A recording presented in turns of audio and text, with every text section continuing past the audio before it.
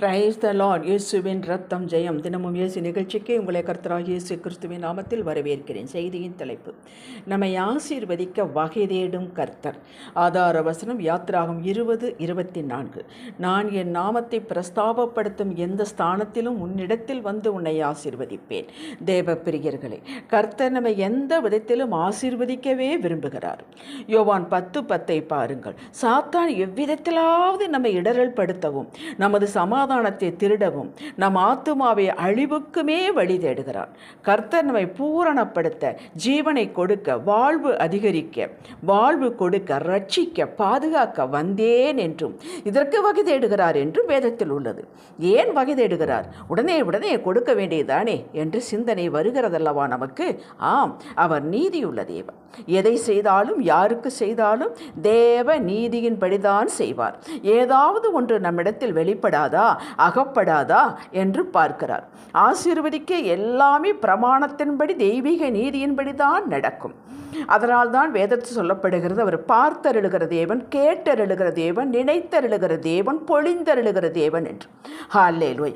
ஏதாவது நம்மிடத்தில் ஒன்று பார்க்க விரும்புகிறார், நம்மளை பற்றி ஒன்று கேட்க விரும்புகிறார், நம்முடைய சிந்தை அவருக்கு வரும்படி ஒரு நினைக்க விரும்புகிறார். அவருடைய நினைவுக்குள் நம்ம இருக்க வேண்டும். ஹல்லேலூயா. 2 சாமுவேல் 2:30 என்னை கனப்படுத்துவதை நான் கனப்படுத்துவேன், என்னை அசட்டை பண்ணவர்கள் கனவீனப்படுவார்கள் என்கிறார். ஏழைக்கு இறங்குவது, திக்கற்றவர்களுக்காக, ஊமையர்களுக்காக, விதவைகளுக்காக நம் வாயை திறந்து நீதியாய் நியாயம் தீர்ப்பது. நமக்கு பலனே இல்லை, எல்லாம் தாறுமாறாய் போகிறது. இருந்தும் அவரை மறுதலியாமல் அவர் நாமத்தை மகிமைப்படுத்தும் வகையில் வைராக்கியமாயிருப்பது, நஷ்டமே வந்தாலும் அவரது வார்த்தைக்கு மதிப்பளிப்பது, இவைகள் எல்லாம் நாம் அவரை கனப்படுத்துவதாகும். அவர் நம்மை உயர்த்துவார் என்பதற்காக செய்யாமல், இதில் என் தகப்பனுக்கு பிரியம், அவரை நான் பிரியப்படுத்துவேன் என்ற நோக்கத்தோடு செய்தால் அவர் இவைகளை கணக்கில் வைத்து நம்மை ஆசீர்வதிக்கிறார். இரக்கம் செய்கிறவன் இரக்கம் பெறுவான், கருணை கண்ணன் ஆசீர்வதிக்கப்படுவான். இதில் சந்தேகமே இல்லை. நாம் அவரை நமது சிந்தனையில் கனப்படுத்தலாம், விசுவாச ஜெபத்தினாலே கனப்படுத்தலாம், செயலினாலே கனப்படுத்தலாம். அவரது கட்டளைக்கு கீழ்ப்படிவது அவரை கனப்படுத்தலாகும். அவருக்கு பயந்து நடப்பது அவரை கனப்படுத்தலாகும். ஐயோ, ஏசப்பாவுக்கு இது பிடிக்காது, நான் இப்படி இந்த இடத்தில் நிற்கக்கூடாது, இதை பேசக்கூடாது என்று ஒதுங்கி போகிறோம் அல்லவா? நாம் அதை கனப்படுத்துகிறோம், அவரை கனப்படுத்துகிறோம். எதிர்த்து பேசவும் திறமையும் காரணமும் இருந்தும், ஆர்கியூ பண்ண பாயிண்ட் இருந்தும், கர்த்தருக்காக இவளை செய்யாமல் அமைதி காத்து கொள்வதும் கனப்படுத்தலாகும். இப்படி செய்வது காணக்கூடிய ஆசீர்வாதம் மட்டுமல்ல, காணக்கூடாத ஆத்தும சந்தோஷம் உண்டாகும். இதை எடுத்து போட எவராலும் முடியாது.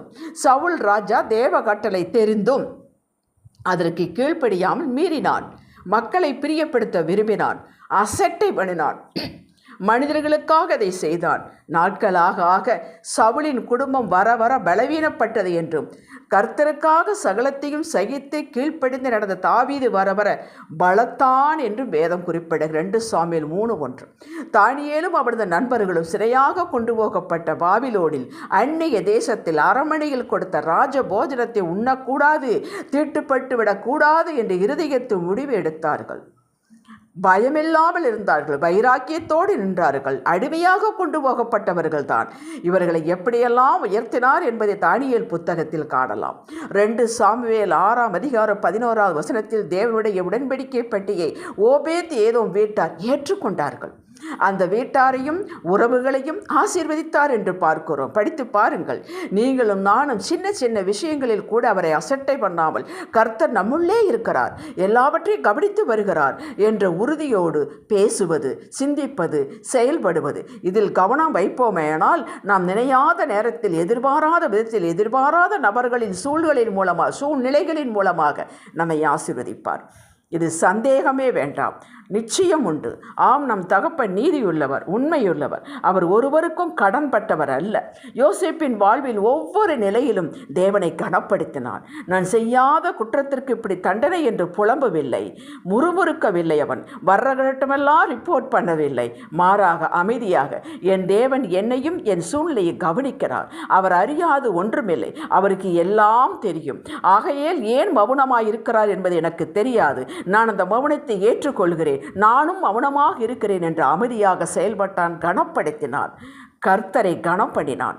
யாருக்கும் கிடைக்காத ஒப்பற்ற உயர்வு அவனுக்கு கிடைத்தது. அவரை வேதத்தில் நாம் தேடுவதும், வேதம் வாசிப்பது, சபைக்கு எதிர்பார்ப்போடு செல்வது, சரியான நேரத்திற்கு செல்வது, காணிக்கை செலுத்துவது, பொருத்தனையில் உண்மையாயிருப்பது, இப்படி உங்களுக்கு வெளிப்படுத்தப்பட்ட பிரமாணம் நியமத்தில் உண்மையாயிருங்கள். கணம், உயர்வு, வாழ்வு தேடி வரும். எஸ்தர் புஸ்தகத்தில் முர்தையாக கணம் தேடி வந்தது. மோவாப் பெண்ணாகிய ரூத்திற்கு கணம் தேடி வந்தது. உங்களுக்கும் அப்படியே வரும். நம்புங்கள், உங்களுக்கு வரும். ஜெபிக்கலாம். தகப்பனே, விதைத்தால் அறுக்கலாம், தண்ணீர் பாய்ச்சுகிறவனுக்கு தண்ணீர் பாய்ச்சப்படும். இவற்றை நினைவுபடுத்தி உற்சாகப்படுத்தினமைக்கு ஸ்தோத்திரம். உம்மை கனப்படுத்துவதில் நாங்கள் முந்திக் கொள்வோம் தகப்பனே. இயேசுவின் நாமத்தில் பிதாவே, ஆமேன். ஹல்லேலூயா.